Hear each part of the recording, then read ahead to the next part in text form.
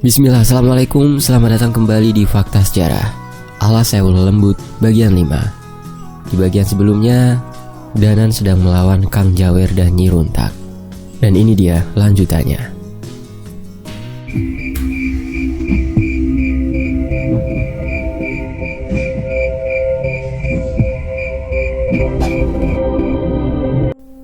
Tubuhku mungkin bisa tertidur, tapi tidak sukmaku.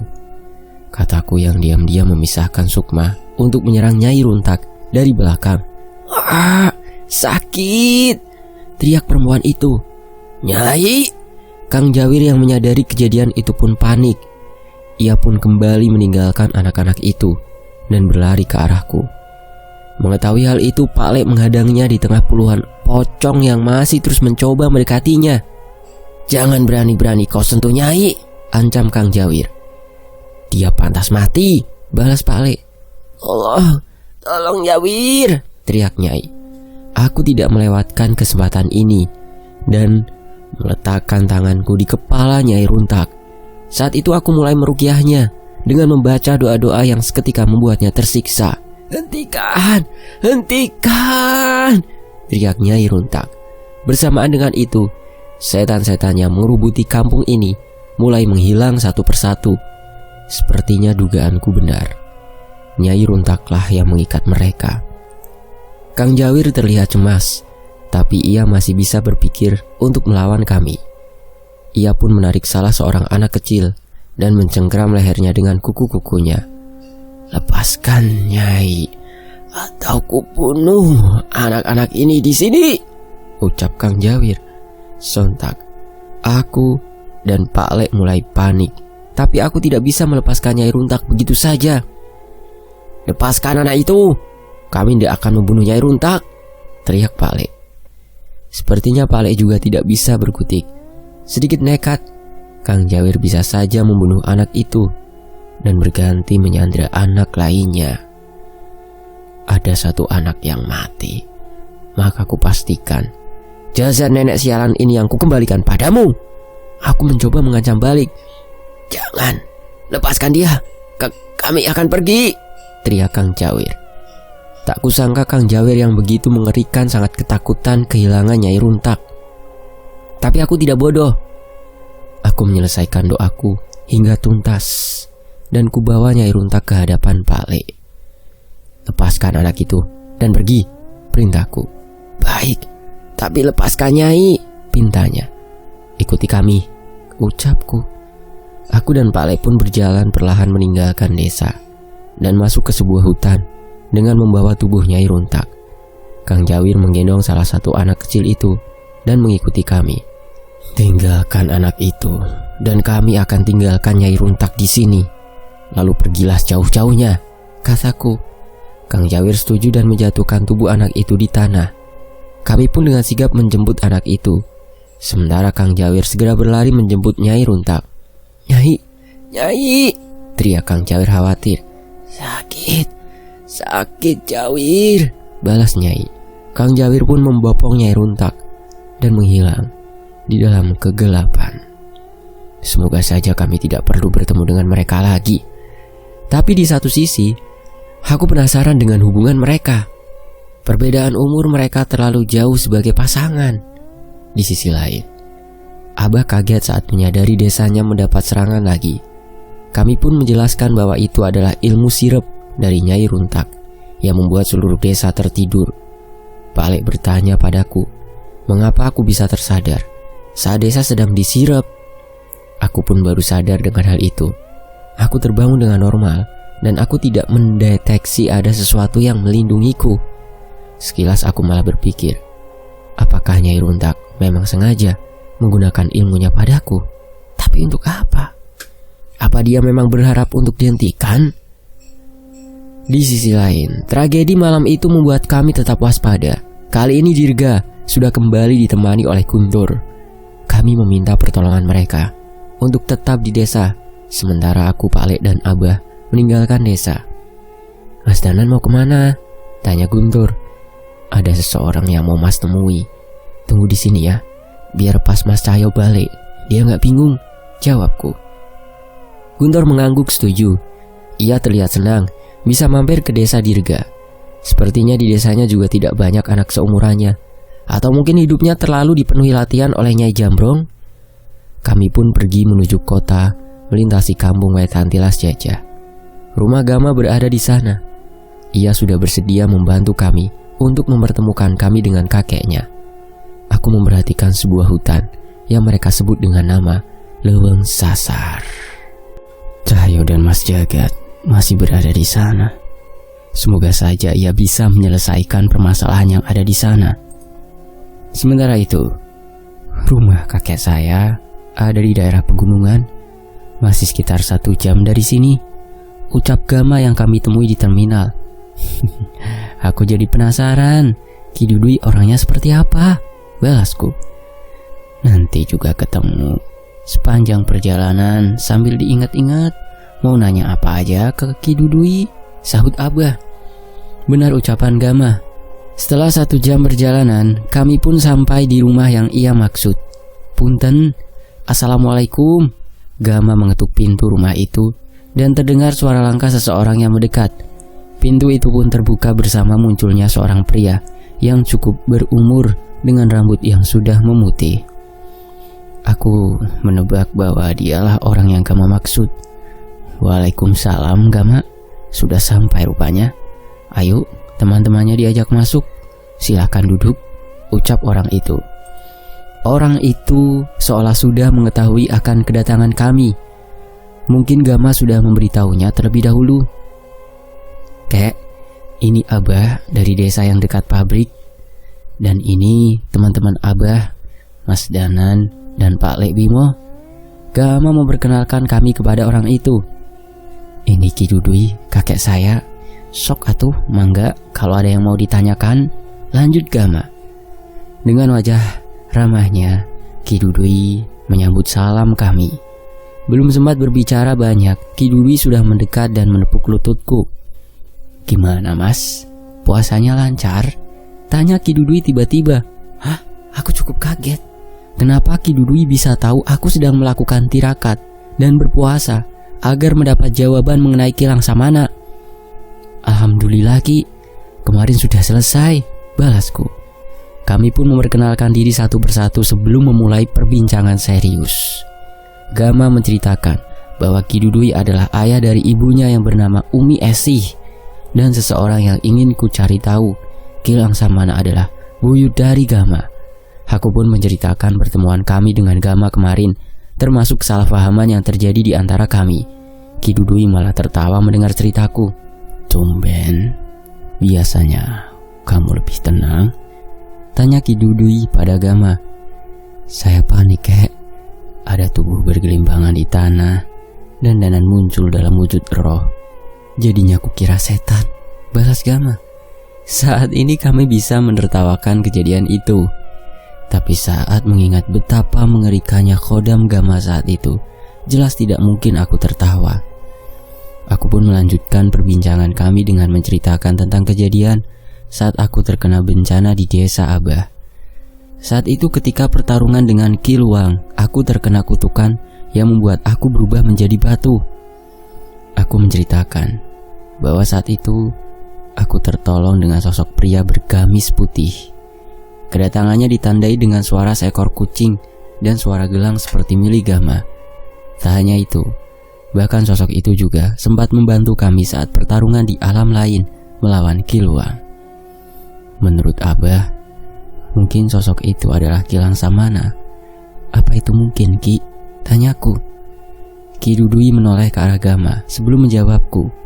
Ia pun mengangguk sembari menyeluput kopinya. Kilang samana sudah meninggal dan ruhnya sudah tenang.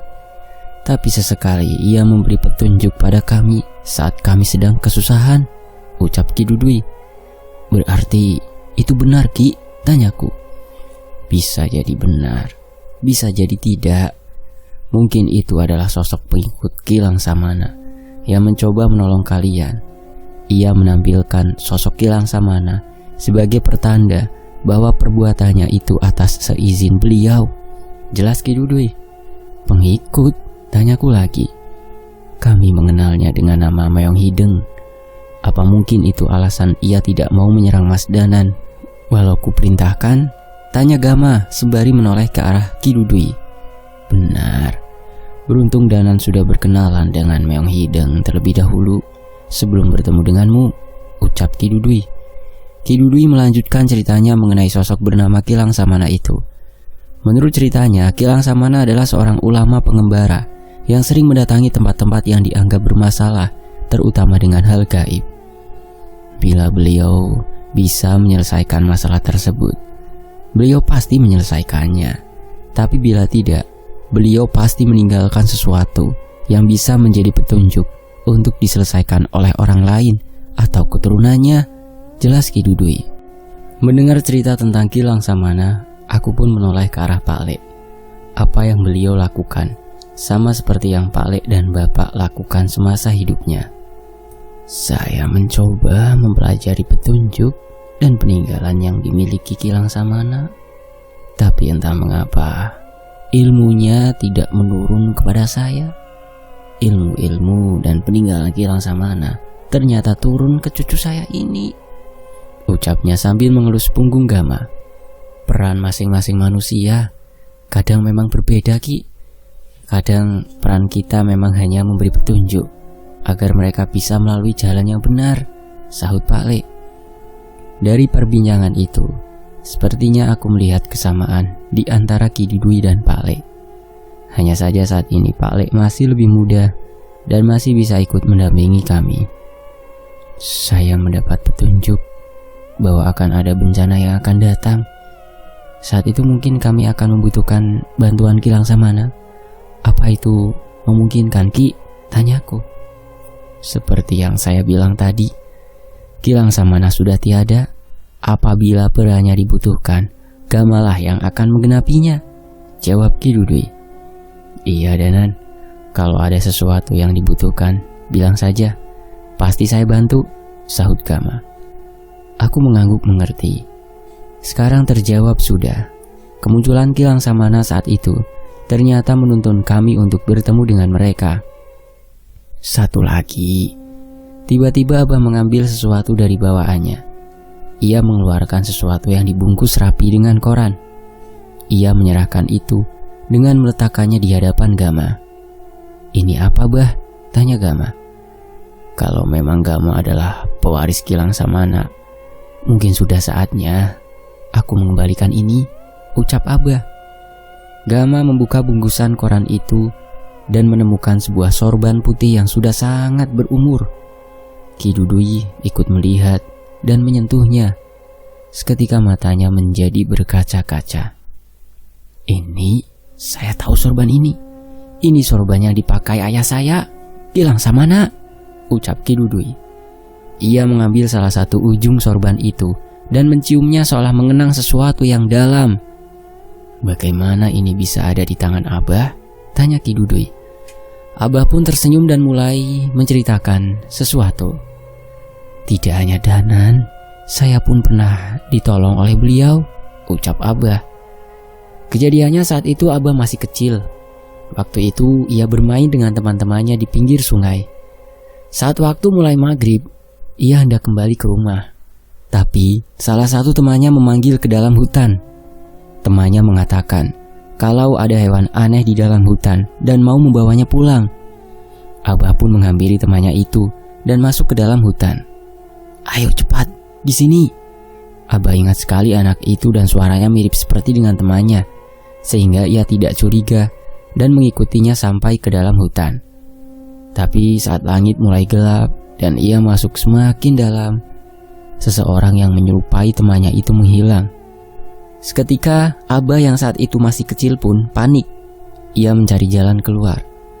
Namun ia malah semakin tersesat. Tapi itu bukan hal yang paling menakutkan. Saat semakin tersesat, Abah melihat sesuatu dari dalam kegelapan hutan. Tubuhnya besar, rambutnya panjang dan berantakan. Matanya merah, dengan mulut yang besar. Payudaranya menggelambir dengan menjijikkan. Mungkin yang ditemui Abah saat itu adalah sosok Wewe Gombel. Sosok itu mendekat kepada Abah. Abah saat itu ketakutan dan hanya bisa menangis. Tapi sebelum makhluk itu sempat menggapai Abah, tiba-tiba makhluk itu ketakutan dan kembali mundur. Perlahan ia pun meninggalkan Abah dan kembali masuk ke dalam hutan. Abah menoleh ke belakang dan menemukan ada sosok kakek tua bergamis putih di belakangnya. Ia pun memeluk Abah dan mengajaknya bersender di salah satu pohon yang besar. Orang itu mengaku bernama Kilang Samana. Ia sedang dalam perjalanan menuju suatu tempat.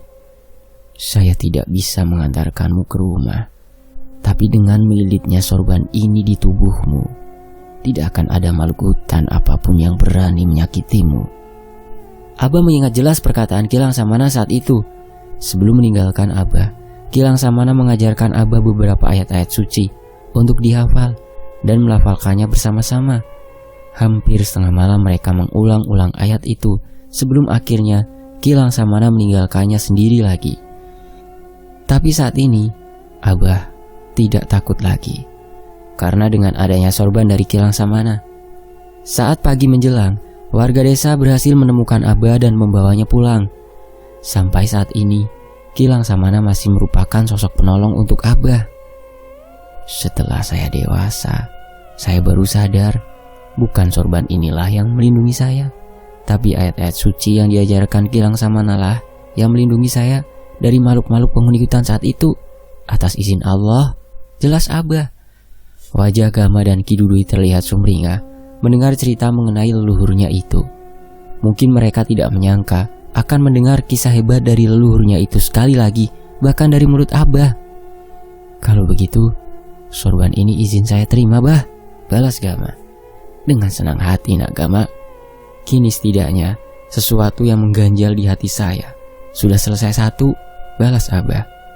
Gam, di setiap perjalanan Kilang Samana, beliau juga meninggalkan tapak tilas yang tidak sembarangan di beberapa tempat. Tapi mungkin tidak hanya itu, mungkin masih banyak benda-benda peninggalan Kilang Samana yang ditinggalkan atau diberikan pada seseorang, ucap Ki Dudui. Jangankan Ki Dudui dan Gama, aku yang mendengar cerita Abah tentang Kilang Samana saja juga merasa senang. Seandainya kami diizinkan bertemu, mungkin aku bisa belajar banyak dari beliau. Waktu sudah semakin sore. Kami pun harus berpamitan pada Ki Dudui. Tapi tepat sebelum kami berangkat, Ki Dudui terlihat aneh. Gama, kau antar mereka sampai ke desa ya, ucap Ki Dudui. Baik kek, tapi kenapa mendadak? Apa ada sesuatu? Tanya Gama. Entah, perasaan kakek benar-benar tidak enak. Tolong antar mereka ya, ucap Ki Dudui. Aku dan Pak Lek saling bertatapan. Ini masih sore, seharusnya desa masih ramai. Tapi sepertinya kami tidak bisa meremehkan firasat Ki Dudui. Sementara itu di sisi lain, kami turun dari angkutan umum setelah lewat waktu maghrib. Saat itu kami terkejut dengan adanya nyala api dari dalam desa. Saat itu warga desa berbondong-bondong sedang berusaha memadamkan api dari beberapa rumah yang terbakar. Kami pun bergegas berlari menuju tempat itu dan mencari tahu apa yang terjadi. Pak Kades, apa yang terjadi? Tanya Abah. Entah, Bah. Tiba-tiba ada bola api yang melayang-layang dan menyerang rumah warga. Jelas Pak Kades. Banaspati? Tanyaku. Bukan. Kalau itu Banaspati, ia pasti langsung menghabisi nyawa dan tidak membakar rumah seperti ini, balas Pak Lek. Aku menoleh ke segala arah dan mencari di mana Guntur dan Dirga. Dirga? Di mana Dirga? Tanyaku. Setelah kejadian tadi, dukun itu kembali lagi dengan anak buahnya. Dirga dan temannya menghadang dukun itu bersama warga yang berjaga. Saat dukun itu lari ke dalam hutan, mereka mengejarnya untuk menangkapnya, jawab Pak Kades. Mendengar cerita itu, Gama meremas pundakku. Firasatku tidak enak, bisa jadi itu jebakan, ucap Gama. Benar Danan, susul Dirga, biar Abah dan Pak Lek yang mengawasi di sini, ucap Abah. Ayo Nan, biar aku temani, ajak Gama. Aku dan Gama pun segera berlari ke arah hutan yang ditunjukkan oleh Pak Kepala Desa. Bermodalkan senter seadanya, kami menyusuri hutan yang biasanya hanya dimasuki warga desa yang mencari umbi-umbian. Danan, itu, teriak Gama. Gama menunjuk ke arah tubuh seseorang yang terkapar di salah satu sisi hutan. Ia tergeletak tak berdaya, mempertahankan kesadarannya. Ada setan yang mencoba merasukinya. Ucapku yang segera meletakkan tanganku di wajahnya dan membacakan sebuah doa untuk mengusir setan itu. Orang itu pun tersadar dan mencoba mengingat apa yang terjadi. Ke arah sana. Mereka ke arah sana, ucap orang itu yang sadar kami sedang mencari yang lainnya. Bapak kembali ke desa saja ya. Pulihkan dulu luka-luka Bapak, biar kami yang mengejar mereka, ucap Gama. Bapak itu pun menurut dan kami segera bergegas mencari keberadaan Dirga. Benar saja, yang kami takutkan terjadi. Kami sampai di sebuah tanah yang cukup lapang di tengah hutan. Sebuah batu besar terlihat di tengah dengan seekor kepala kerbau di atasnya. Berbagai sesajen terpampang di sekitarnya. Tapi bukan itu yang membuat kami geram. Guntur terlihat tengah berdiri melindungi Dirga yang tak mampu berdiri dengan luka besar di punggungnya. Darahnya terus mengalir, sementara anak buah dukun itu terus menyerang Guntur tanpa ampun dengan golok di tangannya. Mereka menyerang sambil kerasukan? Tanya Gama dengan wajah penuh amarah. Aku mengangguk. Anak buah Mbah Sugi dirasuki sosok yang mungkin ia panggil dengan ritual itu. Amarah kami semakin tidak terbendung saat melihat warga desa yang sudah terbaring di batu itu dengan berlumuran darah. Sudah, cukup! Teriakku mencoba menghentikan mereka. Mendapati kedatangan kami, Mbah Sugi bukannya gentar. Ia malah tertawa seolah memang sudah bersiap menyambut kami. Akhirnya datang juga kalian. Kupikir harus kukuliti dulu bocah-bocah ini agar kalian datang kemari, ucapnya. Aku tak tahan lagi. Aku pun menarik keris Rogo Sukmo dari dalam sukmaku dan bersiap menyerangnya. Tapi dukun itu juga tidak diam. Ia membacakan mantra sembari menggoreskan sebuah kujang di dahinya. Wajahnya pun berlumuran darah. Namun semua mantra yang diucapkan menjadi begitu mengerikan. Sepasang mata merah menyala dari gelapnya hutan. Ada sosok menyerupai genderuwo yang besar dengan berbagai bekas luka di tubuhnya. Bersama dengan sosok itu, muncul juga bola api yang menyala-nyala dan siluman ular yang mengikutinya. Hati-hati Mas Danan. Bahkan keris dasa Sukma Dirga tidak dapat menembus tubuh mereka, peringat Guntur. Di belakang Basuki tengah berdiri sekumpulan pasukan Dedemit yang sudah siap melumat kami. Sementara itu, cring, suara itu terdengar lagi. Tidak usah banyak bicara, kata Gama. Aku menoleh ke arah Gama. Ia sudah tidak mampu lagi menahan amarahnya. Benda yang disebut dengan gelang gengge itu sudah ada di tangannya. Sepertinya ia bersiap melakukan ritual itu lagi. Tring, tring, tring. Ia membunyikan gelang itu 3 kali. Dan entah tiba-tiba ada kucing hitam yang pernah kutemui itu muncul dari salah satu sudut hutan. Saat itu Gama menghentakkan kakinya beberapa kali ke tanah, hingga tanah di sekitar kakinya bergelombang. Aku merasakan kekuatan besar mulai datang, dan aku pun tidak tinggal diam. Kuletakkan keris Raga Sukma di hadapan dadaku dengan membaca sebuah mantra yang diturunkan oleh leluhurku. Jagat lelembut, boten duwe wujud. Oh ya, buat teman-teman yang baru gabung, sedikit info mengenai tentang sejarah gelang gengge yang Gama dapatkan dari leluhurnya. Teman-teman bisa simak di Fakta Sejarah Full Version Sekutu Quertiping. Begitu ya kata pencariannya, atau nanti kalau saya tidak lupa ada di deskripsi link tontonnya ya. Dan kita lanjut lagi, masih dari sudut pandang Danan. Suara dari gelang gengge milik Gama merupakan tanda perintah untuk kedatangan sosok yang selama ini mengikuti bayang-bayangnya. Seekor kucing hitam. Ia masih berjalan dengan kaki pincangnya. Bedanya kali ini, aku sudah tahu sosok semengerikan apa di balik makhluk yang terlihat lemah dan tak berdaya itu. Sangat beruntung saat ini mereka ada di posisi sebagai kawan. Dan sementara itu, sudah ada korban jiwa di tempat ini. Dirga juga sudah terluka parah. Dan sosok yang Basugi panggil juga bukan sosok sembarangan. Aku tidak bisa menahan diri. Jagat lelembut, boten duwe awujud. Kulo nimbali, surga loko, surga kayangan. Menyambut suara raungan makhluk besar yang datang ke sisi Gama, hujan gerimis mulai membasahi hutan dan mendatangkan sosok yang muncul dari gelapnya malam. Siapa itu? Cantik sekali, ucap Gama yang kaget melihat sosok Nyi Sendang Rangu yang terhiaskan butiran air gerimis. "Kawan," balasku. Aku sedikit lega begitu Gama melihat Nyi sedang rangu dengan wajah yang cantik. Itu artinya Gama memiliki hati yang bersih. "Jadi sudah waktunya ya," ucap Nyi sedang rangu. "Jika bencana yang Nyi sedang rangu maksud adalah perbuatan orang-orang bodoh ini, berarti memang sudah waktunya, Nyi," ucapku. Nyi sedang rangu berdiri di sebelahku sembari melihat sosok pasukan lelembut yang dipimpin oleh genderuwo raksasa. "Mereka memang terlibat, tapi sayang sekali mereka tidak lebih dari alat sang iblis itu," ucap Nyi sedang rangu. Aku menghela nafas. Sudah kuduga, Basuki memang tidak lebih dari dukun yang mengumpulkan tumbal untuk Gandara Barua, atau mungkin makhluk yang lebih dari itu.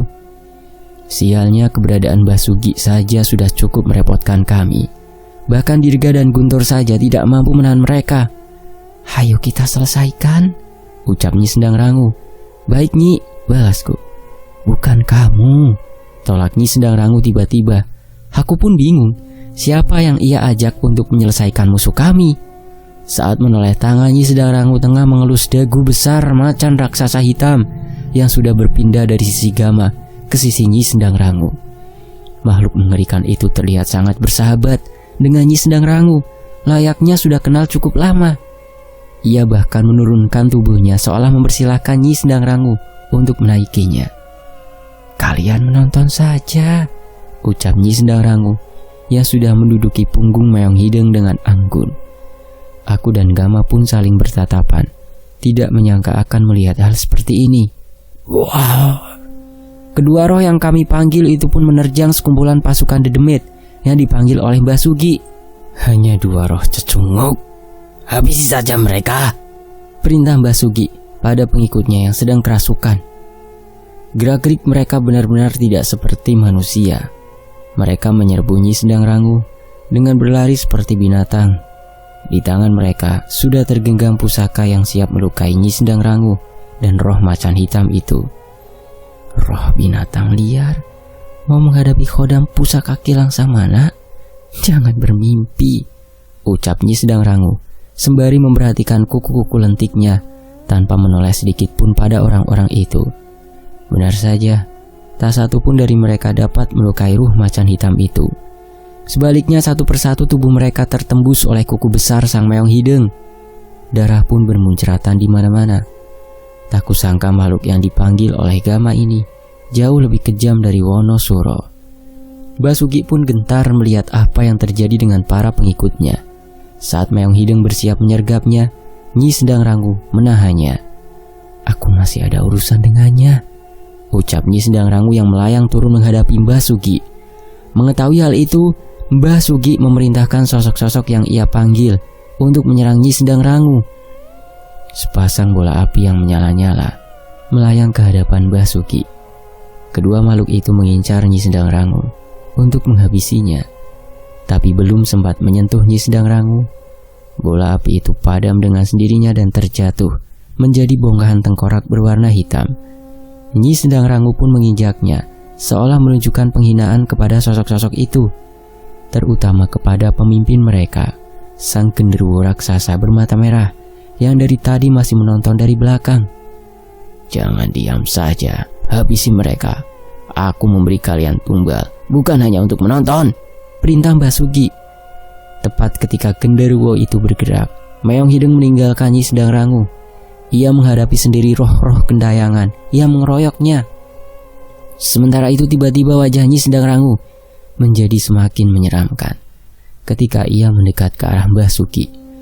Wajahnya menghitam dengan bulu yang tumbuh di wajahnya. Matanya seolah mau keluar dari lubangnya dengan tubuh yang menumbuhkan duri. Mas Danan, baru pertama kali aku melihat Nyi sedang rangu semengerikan ini, ucap Guntur yang datang menghampiriku bersama Dirga yang sudah tidak sadarkan diri. Roh wanita itu, sebenarnya dia siapa? Kenapa sekarang dia terlihat mengerikan? Gama terlihat bingung. Nyi sedang rangu namanya, terlalu panjang bila aku harus menceritakan tentangnya. Wujudnya akan berubah sesuai hati manusia yang berhadapan dengannya, balasku. Basugi mencabut keris yang ada di pinggangnya dan menusuk tubuh Nyi Sendang Rangu. Nyi Sendang Rangu tidak menghindar. Ia menerima serangan itu dan membiarkan keris itu melubangi tubuhnya. Aku khawatir, namun Nyi Sendang Rangu tidak terlihat kesakitan dan malah semakin mendekat kepada Mbah Sugi dengan wajahnya yang menyeramkan. Kali ini Mbah Sugi yang terlihat ketakutan. Ia menarik keris itu lagi dan berkali-kali menusukkan keris itu pada tubuh Nyi Sendang Rangu. "Mati, mati, mati kau setan busuk!" teriak Mbah Sugi. Nyi Sendang Rangu mengangkat tangannya yang telah ditumbuhi kuku-kuku yang panjang. "Busuk, wujudku adalah cerminan dosamu," ucapnya sambil mengelus pipi Mbah Sugi. "Tidak, kau bahkan lebih menjijikan dari semua setan yang pernah ada," tolak Mbah Sugi yang menusukkan kerisnya di wajah Nyi Sendang Rangu. Darah hitam pun mengalir dari bekas luka yang disebabkan dari keris itu. Tapi Nyi Sendang Rangu tetap tidak bereaksi. Sebaliknya, wajah Mbah Sugi semakin pucat. Sepertinya Nyi Sendang Rangu menunjukkan penglihatan yang membuatnya trauma. "Hentikan, pergi, pergi!" Mbah Sugi menoleh memerintahkan sosok gendruwo itu untuk membantunya. Tapi Meong Hideng menghadang makhluk itu. Bersambung.